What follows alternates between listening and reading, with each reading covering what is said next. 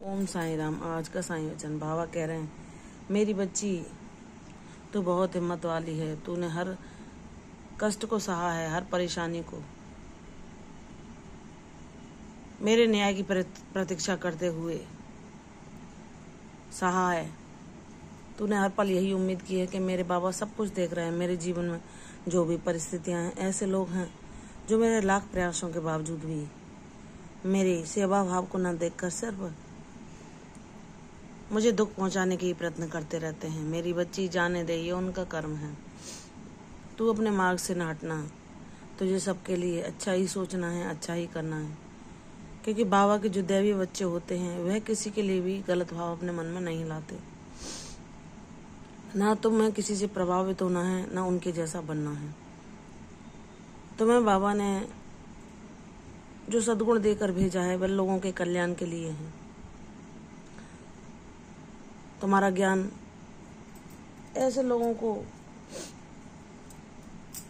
प्रकाश पहुंचाएगा जिन्हें उनकी आवश्यकता है, लेकिन इस ज्ञान को ऐसे लोगों में तुम मत बांटने की कोशिश करना जो उसके लायक ही नहीं, जो उसको समझ ही नहीं सकते, जान ही नहीं सकते, क्योंकि यह ईश्वर की कृपा के बिना इसे जान पाना, इसे अब अनुभव कर पाना असंभव है। बाबा कि तुम पर विशेष कृपा है, इसलिए तुम अपने ज्ञान के भंडार में नित्य नए अनुभवों को संग्रहित कर रहे हो और तुम हर उस अनसुलझे प्रश्न को सुलझा पाते हो जो हर कोई नहीं समझ सकता।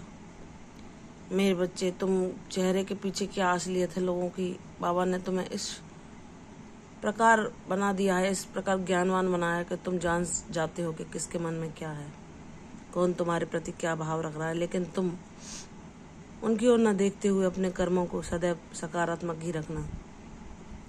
मैं सब कुछ संभाल लूंगा। मैं जानता हूँ कौन तुम्हारे लिए क्या सोच रहा है, क्या भाव रख रहा है, और तुम्हारे सत्कर्मों के करने के बावजूद भी वे उनको महत्व न देकर तुम्हें दुख ही पहुंचाते रहने की कोशिश करता है, तो करने दो, वो उनके कर्म है। मेरे बच्चे, तुम्हारी यात्रा अनोखी है। तुम आध्यात्मिक जीवन जीने के लिए इस संसार में आए हो। तुम लोगों का भला करने के लिए आए हो। तुम मानवता के कल्याण के लिए, धरती माता की सेवा के लिए बाबा ने तुम्हें संसार में भेजा है। ये तुम्हारे प्रारब्ध हैं जो तुम्हें कष्ट पहुंचा रहे हैं। ये तुम्हारे ऋणानुबंध हैं जो तुम्हारी अच्छाइयों को न देखकर जो अवगुण तुम में नहीं है बस उन्हें ही गिनाते रहते हैं। तो मेरे बच्चे, तुम्हें विचलित नहीं होना। तुम्हें अपने बाबा के न्याय की प्रतीक्षा करनी है।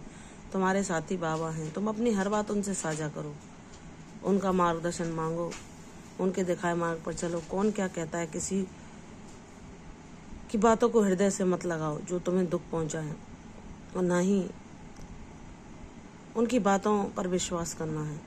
अपने ज्ञान के द्वारा अपने हर जीवन का निर्णय लो। बाबा ने तुम्हें इतना विवेकवान बना दिया है कि तुम स्वयं सक्षम हो हर परिस्थिति का आकलन करने के लिए। मेरी बच्ची, जितने भी अनुभव आए, जितनी भी परेशानियां आई, उन्हें तुमने मेरी आज्ञा मानकर, मेरा नाम जाप करके अपने जीवन में उन सबको झेला। और वह तुम्हें कुछ पढ़ाने आई थी, कुछ सिखाने आई थी, तुम्हें तराशने आई थी, जिससे तुमने बहुत कुछ अनुभव पाए। तुम जितने भोले थे कि तुम्हें हर कोई अपनी स्वार्थ सिद्धि के लिए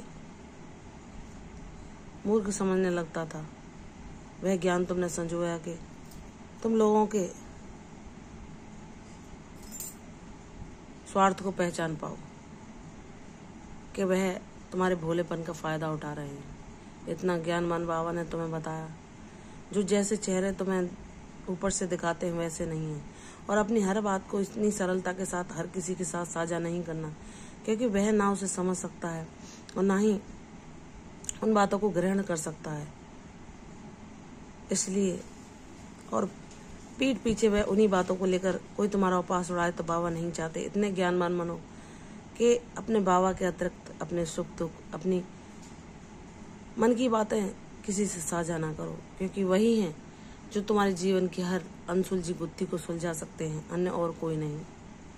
इसलिए अपने बाबा पर विश्वास करो, कम से कम बोलो। ऐसे लोगों के साथ अपना बहुमूल्य समय ना बिताओ जो उसके काबिल ही नहीं। अपने समय को नाम जाप में लगाओ ताकि तुम्हारे मन का शुद्धिकरण हो सके, तुम्हारी आत्मा